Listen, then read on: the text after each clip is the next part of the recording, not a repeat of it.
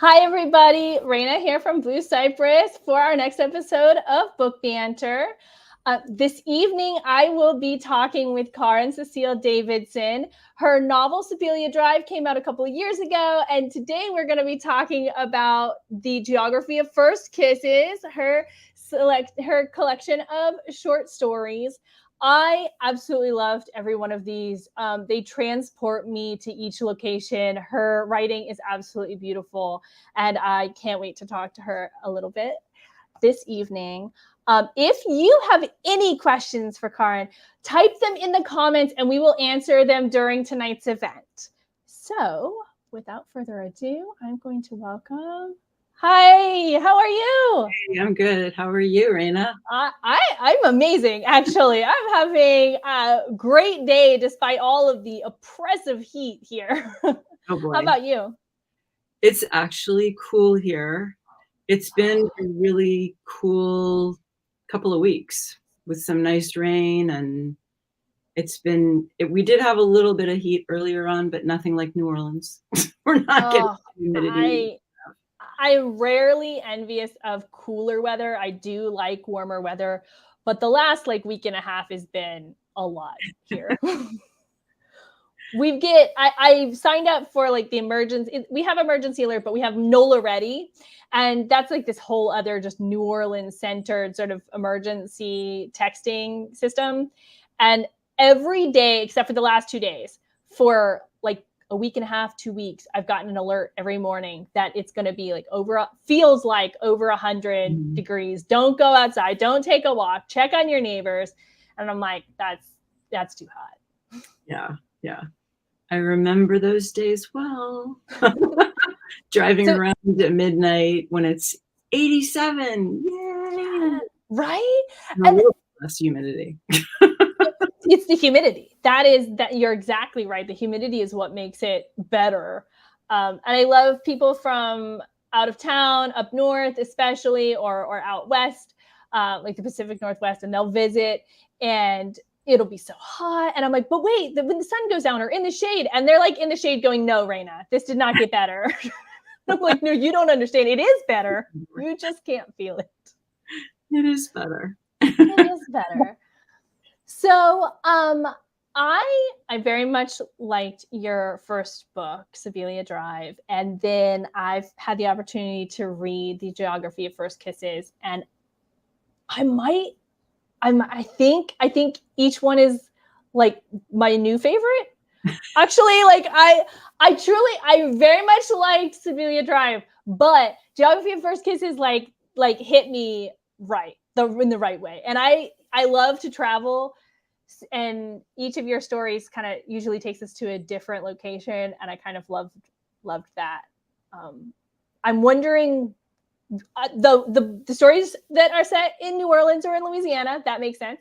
The stories that are set in Ohio, I get that because you live in Ohio now, correct? Yes. But what made you pick all the locations in between? So I've actually lived in all of the places in the book. So I was born in Florida, and I never lived in Tallahassee or up north in Florida, but certainly have driven through there and seen the state capitol and all that. And when I was much older in my 20s, I lived in Iowa City. And so Dynamo, Iowa is a fictional town, but in memory, it could be based on some of the towns that are around Iowa City that are more farming towns. And Berlin, Germany. I lived there. Well, that's fascinating. I did not know that. I lived there in the 80s, which was great. It was before the wall came down. It was a really, really strange place to live, really fascinating. I was completely overtaken I was just fascinated by the architecture because there were definitely buildings remaining from wartime and that are gorgeous. They made it through. And then there were all these new buildings that had been built in the late 40s, early 50s, which were completely different. So, and the history. So. Yeah, of course. Like, are they side by side? I've never been to Berlin. Like the new buildings and the old buildings are just like seamlessly. Some of them, yeah. Some of them you'll see on what looks like a very straight line, very linear type of architecture next to something that's a lot more ornate. The difference between the 1800s and the 1950s. Mm-hmm. And yeah, it was just really, really fascinating. And then my husband and I moved back there when our kids were young. Totally different experience. No more wall, and lots of construction, which was great for a 3-year-old who had a toddler running around saying, "Look!" All of the different machinery that were all of, like, Alexanderplatz used to be sort of it was very bustling, but it turned into this sort of weird dead zone where there was Checkpoint Charlie, and you cross over into, and that was all. It was all completely transformed when the wall came down into high-rise buildings, and I can't recognize it anymore. It's so strange. It's just, yeah, and I imagine and part of what they're trying to do is cover that, like become one big like one city, one country. But that's weird that at one point there's an entire wall that just you couldn't even pass, and now if you look at it, you don't even know. If you don't know, you don't know where it is. Right. There are definitely sections of the city where you can see there are memorials, and there are sections where there's a lot of history going on. But the character that I wrote about, the story that I wrote about Berlin, takes place more in the 80s. So it's more when the wall was still up. Well, I mean, did you choose that just because that's what felt right? Or is there sort of, I wonder if you went back with your family, there's like a different magic when you're in a place, when you're single or before kids. I have a son, and then after with the family or with kids, those are very different experiences. So I lived there 1983 to 86, and then again 92 for a little while one summer, and then 96, 97. So, and the story is taking place in the 80s. Yeah. And it's a really dark story compared to some of the other stories in the book. It is. The origin of the story was I heard Henri Cole, the poet Henri Cole, read, I believe the poem is titled I stare at a gorilla in the Berlin Zoo. I probably have the title wrong, but it's the first line means that way. And he's reading this. This is back when he worked at Ohio State. He's reading this, and I all of a sudden realize I have seen this same exact gorilla that he's talking about. But I saw the gorilla because he's there much later. I saw the gorilla when the gorilla was an infant, and then growing up for a few years, like the child gorilla, and he's talking about the silverback. And I don't know, it sort of called me to think about my experiences in Berlin, and this story came out of it. I did spend a lot of time going to the zoo and watching that gorilla. So, and then I went back later and I saw the gorilla as a grown-up. It was very striking. He was incredible. He was gigantic. And so this gorilla is in this story, along with a female gorilla that, anyway, not to go on and on about Berlin and gorillas, but there are a lot of animals in this collection. Did you, I mean, that's on accident or on purpose? I don't know. It's funny if you're choosing, like, for the farmer in Iowa or in Iowa, he could have been a completely different kind of farmer. He could have been somebody who grew corn. and other things. But no, he is in charge of pigs. And so there's another animal, and we are here because of a horse. Oh, so I didn't mention Oklahoma. I didn't ever live in Oklahoma. Nope. I visited Tulsa once for about a week, and I won't go into that story because it's very long, but there was a horse involved, and hence we have a story with a horse in it. So, but they're sort of just visiting too, right? If I remember correctly, they don't. Do they live in Oklahoma? They live in Oklahoma, but they're visiting Tulsa. Okay, they're visiting Tulsa. So, yeah, there was. It's. I won't go into a long story, but it was something that I experienced. There was something about the city that was incredibly fascinating. There's all this Art Deco architecture. Here we go with architecture again. I'm obviously fascinated. And there was all of this history that I didn't know about. And if you're standing on the edge of one neighborhood, you can literally look into another neighborhood, and then across the river where the old like skeletons of oil derricks are. It's really striking how it's like immediately you know what happened there. Right. Very wealthy oil baron houses, more village equivalent, closer to the river. And then on the other side of the river, all of this crazy oil industry that, I mean, there's still stuff there, but not like it was in the 20s. So I haven't spent a lot of time in Tulsa, but I do. When I first went to Little Rock, it was similar to, like, I had just sort of like not really thought about Little Rock. You know, I know where it is, I know it exists, and just never really like thought about, I wonder what's there or what the history is.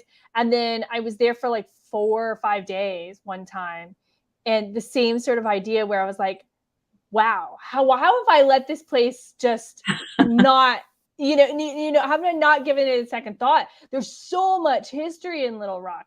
And again, it's right on a river, and you can see all of these different areas of town and this old industry. And like everywhere I would turn, there's a historical marker. And I'm reading it, I'm like, I didn't even think about like the first bank west of the Mississippi. Don't hold me to that exact, but something like that. And I'm like, it never occurred to me that was a thing we kept track of, but obviously it is. Of course it is.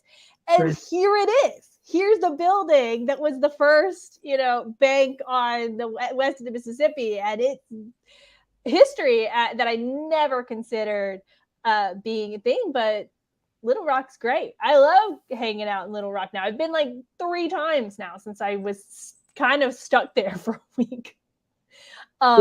There's something too about cities like that, like Tulsa, Little Rock, Berlin, Seattle. Seattle's not in my book, but just to name a city that has the same kind of essential grittiness.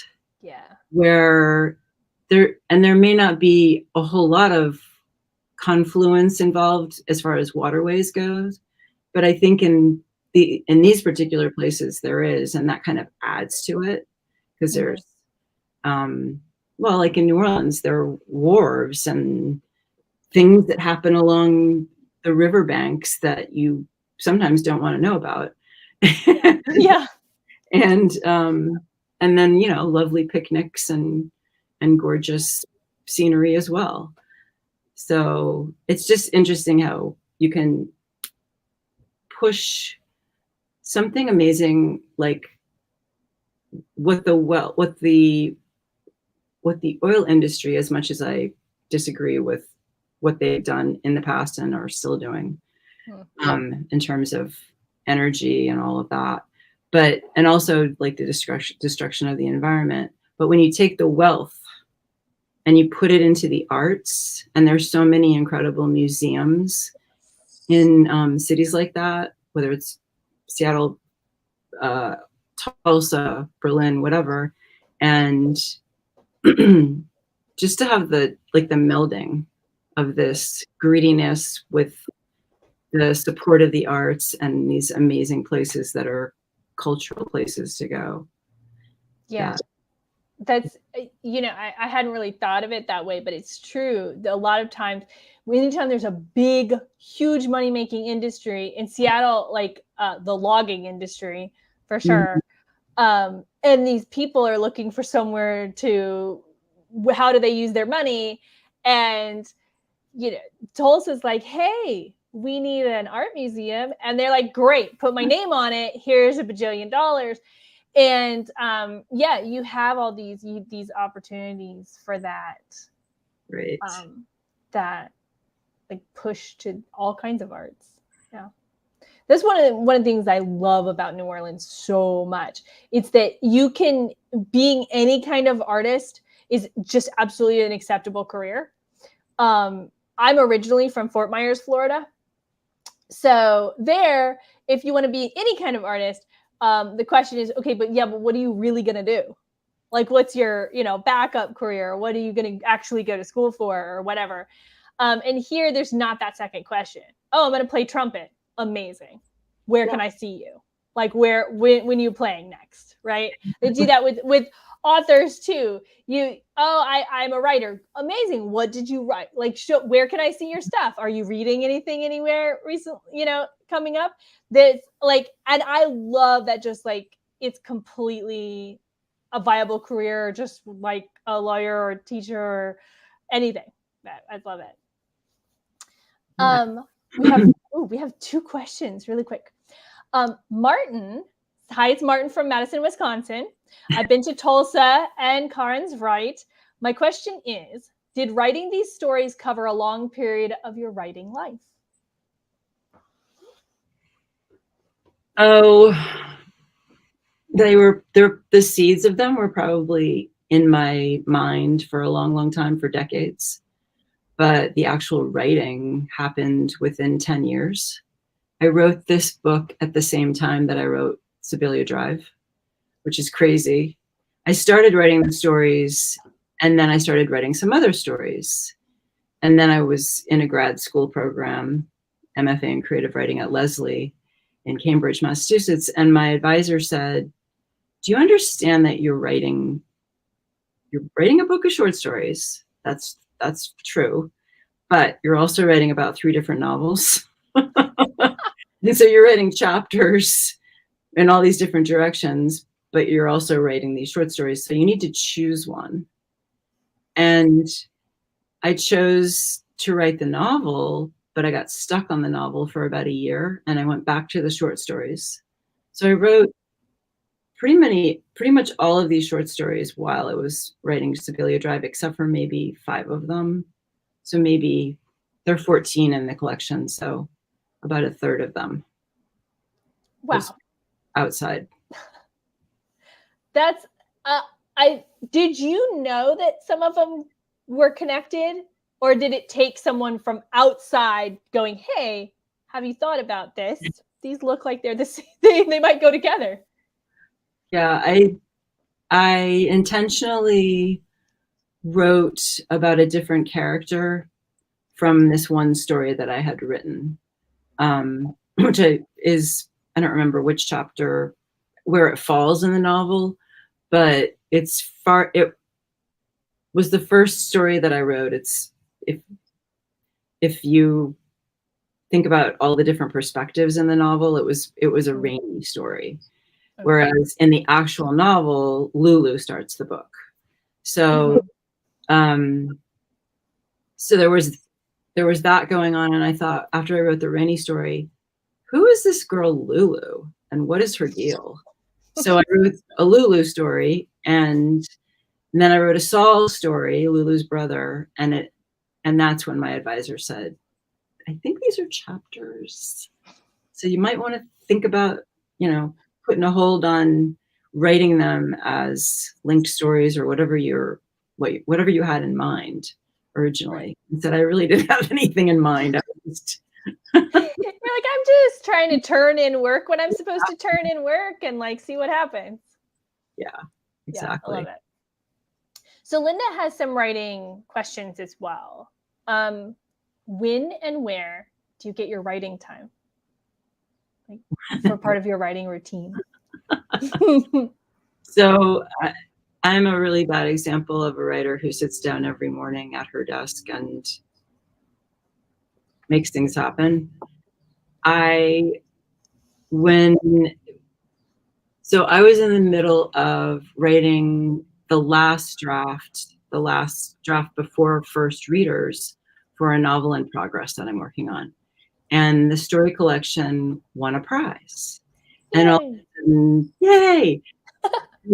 and then all of a sudden the edits started happening on that book, and I had to put the novel down.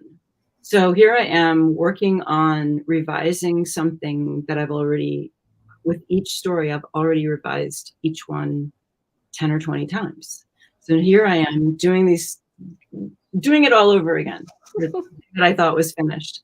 But no, you're working on a collection and you want to make it cohesive. So, and I had the most amazing editor who's from the Louisiana prairies, West Louisiana, who knew all the different spellings of the words that occasionally were misspelled, like Punch Train.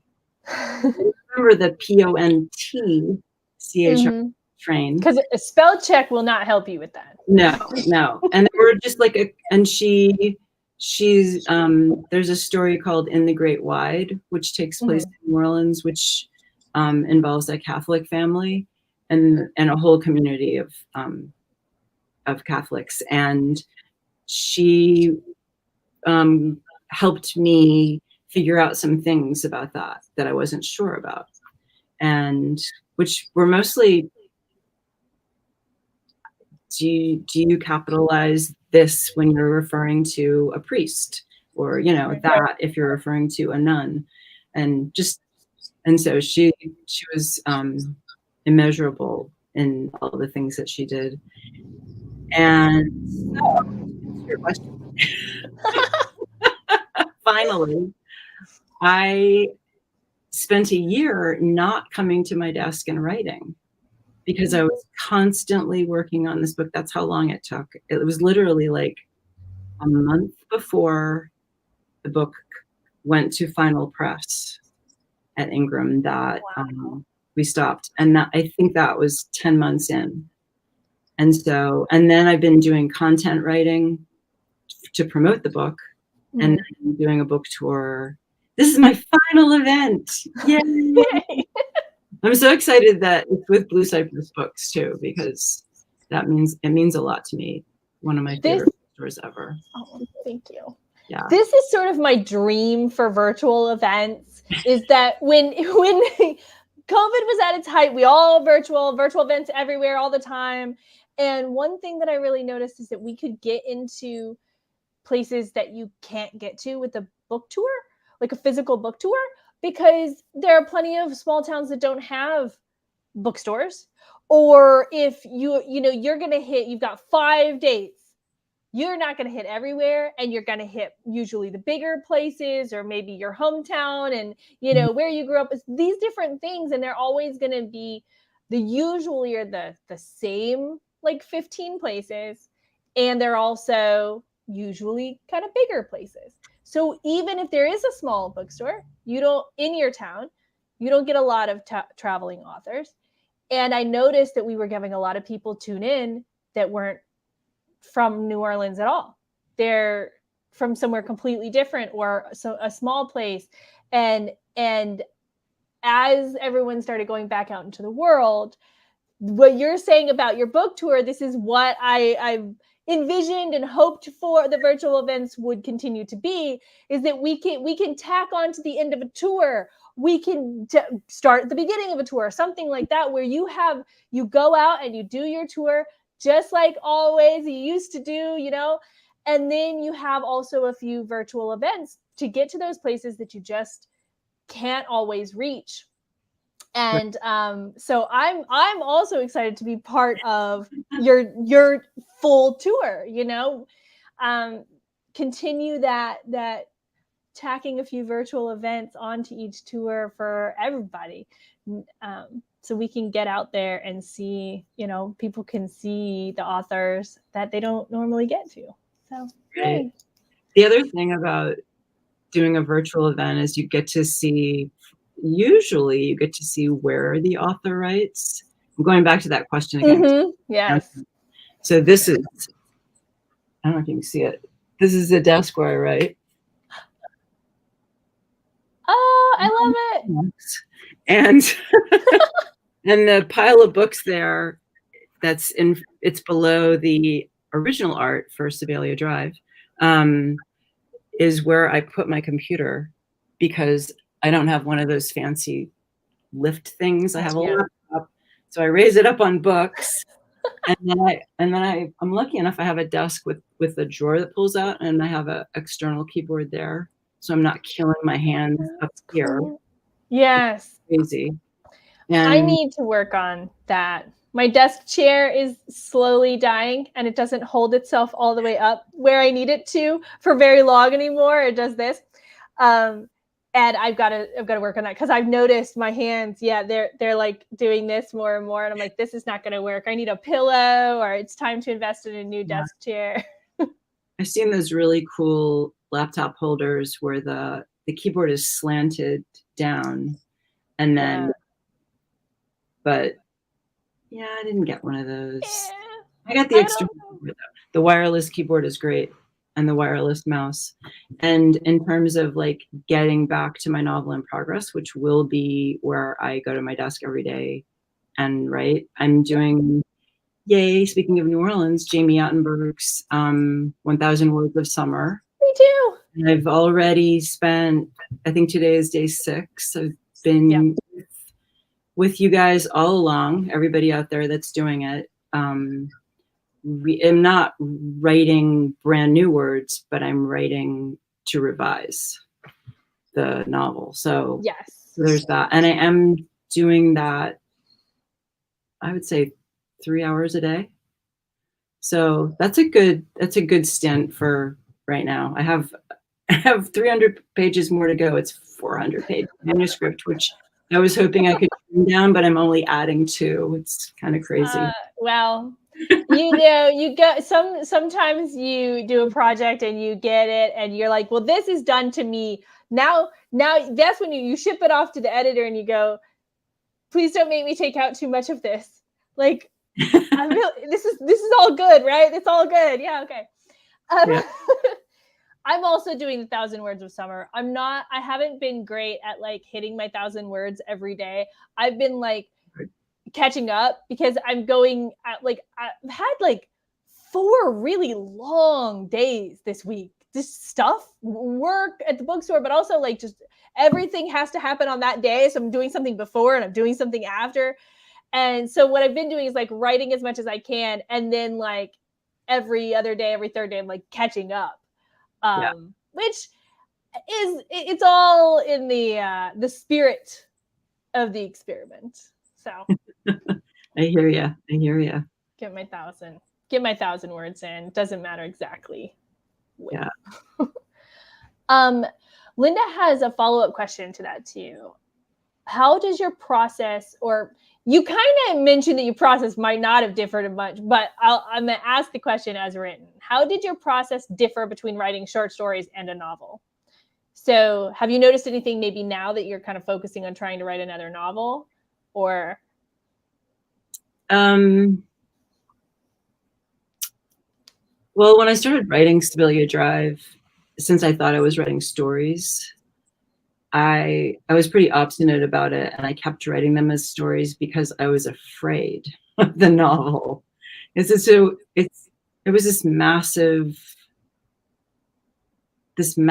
thing that I couldn't get my head around. Whereas if I looked at each piece of it as a story rather than a chapter, for some reason, I don't, this is just the way my head was then. But now that I've written linked stories, changed it into a novel. Mm-hmm. It was a novel. And then I'm now writing a second novel.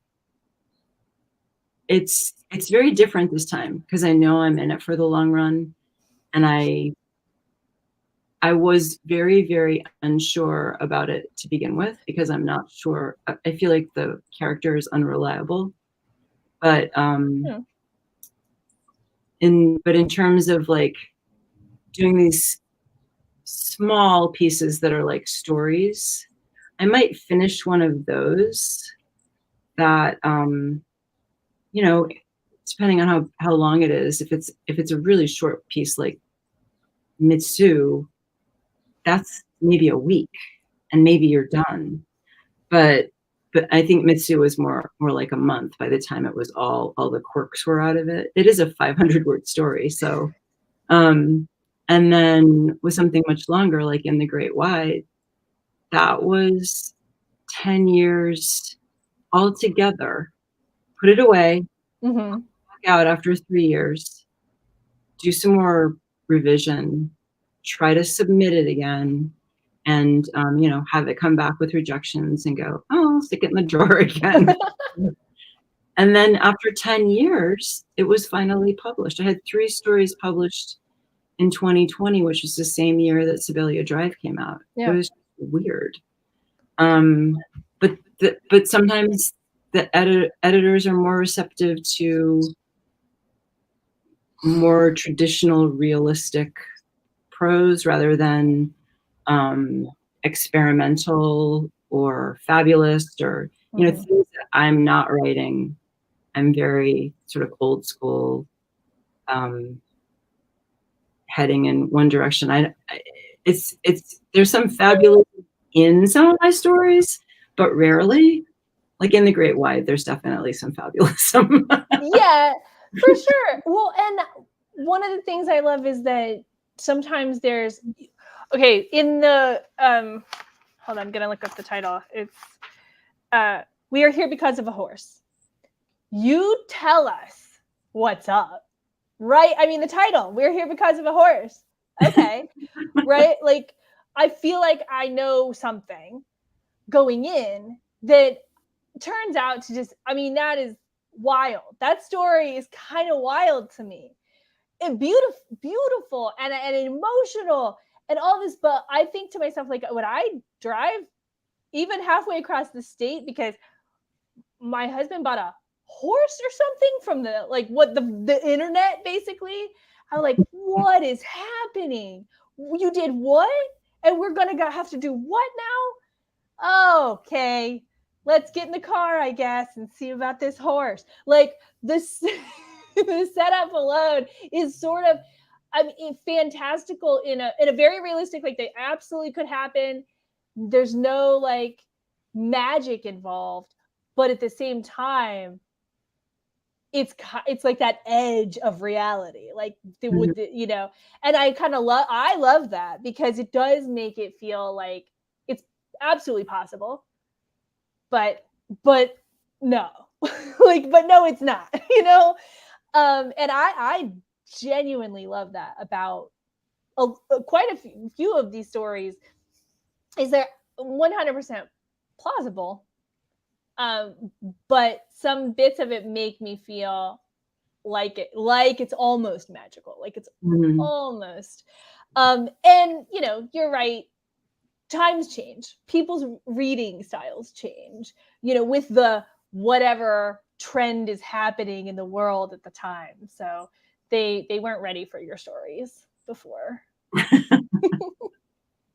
Yeah, it's funny. I didn't think about it until now, but both of those stories, We Are Here Because of a Horse and In the Great Wide, both have disappearances. You do see the baby, and you see of the baby in the Great Wide, but in We Are Here Because of a Horse, you never really see the horse, right? And never in the flashback past or in the present, you don't really. It's always this idea. They believe that they did, but there's absolutely, other than that, there's no real fact of it. And I love that, and being able to put yourself in the position of needing something to visit you out through just needing someone or something to visit you, and that being Yeah. We just won't ask too many questions and we'll go on with our life and it's going to be great. Yeah. I think it's a combination of trust, belief, faith. Mm-hmm. You've got to have those three things to keep going. Yeah. And also there's the, I don't know, there's the trust as a reader. Do I want to keep going forward with this? Right. Yeah. So hopefully there's that too. Well, I did. I think everybody, you know, once you get in here, these short stories go and they flow together beautifully. And I need to know, like, each one I get to the end and I both want to kind of take a break, take a moment to think about what just happened. And then also like continue to turn the page. So it's like a sort of an internal battle, I guess. That's nice to hear. Thank you. So we have a couple more. Chuck, I appreciate you watching Book Banter. He doesn't have any questions right now, but he's watching from Port Charlotte, Florida. So thank you. And then Martin has one more question, which I think might be a great one to wrap up on. What books are on your nightstand right now? What are you reading? Oh, I brought one specifically off my nightstand. I'm actually listening to this on the audiobook. There are many different versions in voices for the audiobook of this book. Mm. And I'm not going to remember her name. Of course, she's British, but it's Middlemarch. It's going to last me a long time when I really start reading it.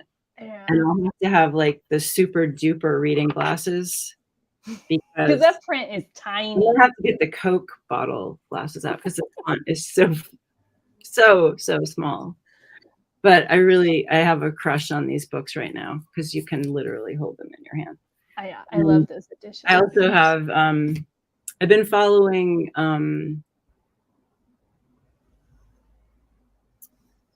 Mona Simpson. Okay. She's on I'm gonna forget the name of it. She's on one of the Substacks. It's not her Substack. Okay. Anyway. And Middlemarch read along with Mona Simpson. Yeah. Okay, I'm gonna link to it here. I'm embarrassed that I can't remember which Substack it is, but there are so many. There's so many. Just Book Post? Is it just Book Post? Book Post. Okay. Yeah, and she also did To the Lighthouse, Virginia Woolf, much slimmer book. Yes. That was quick. This one's going to take a while. I think we're like heading into a faster pace though. So it'll be fun. And I'm almost done listening to the audiobook. So then I'll start going through the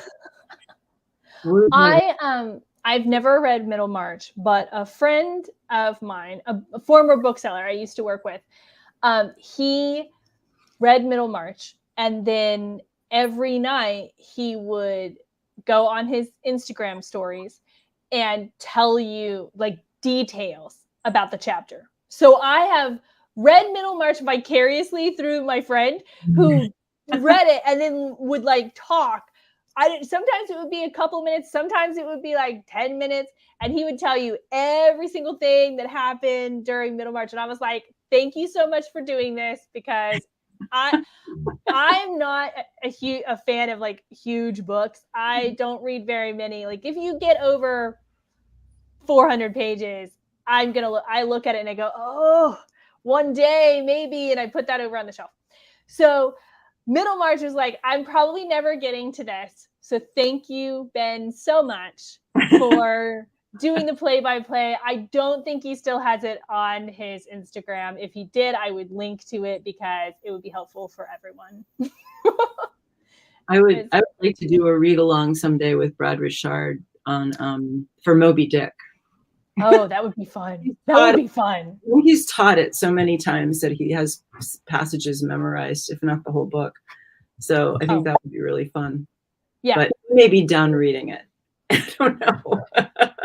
Maybe he's just waiting for the right opportunity to dig back into it in a way that might be fun and not like that he has to teach it to someone. So maybe he's just waiting for that invitation.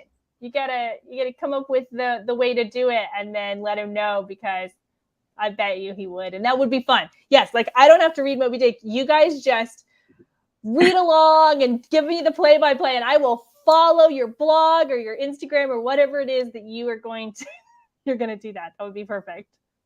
Well, Mona Simpson, if you want to rehash or a different perspective of Middlemarch, Mona Simpson's thoughts on the book are really interesting. I'm enjoying it. All right. Well, I will check it out. I just Googled it so that we could put it in there for everybody, but I'm going to check it out after we're done here. Well, I'm going to put the link to Geography of First Kisses down here in the comments for everybody, so you can grab it from Blue Cypress, and it will ship worldwide, so you can grab it there and we'll ship it to you, or you can choose pick up in store if you're local, and you can come grab it and you don't have to pay any shipping on it at all. Fritz just jumped into the comments here at the end. It's great to see you, Karin. Congratulations on your well-deserved success and beautiful books. Thank you, Fritz. Fritz is one of my first readers. Oh, full circle. Thank you so much for any tips and all of the I'm sure just like, this is beautiful. Leave it exactly the way it is. No, he had some things to say. He was wise. He's very wise about Spilia Drive. Yeah. And many of these stories. Well, I've had the opportunity to be an early reader on quite a few books, and it feels like an honor every time to get the opportunity to experience it in the first little group of people. So excellent work, Fritz. Thank you, Fritz. So I want to thank, first of all, everybody who watched. I see you, and everybody who made a comment. We truly appreciate that. And Karin, thank you so much for joining me for Book Banter. Thank you so much. This was great. I loved it. Thank you, everybody, for being here. Yes. Have a good night. Bye.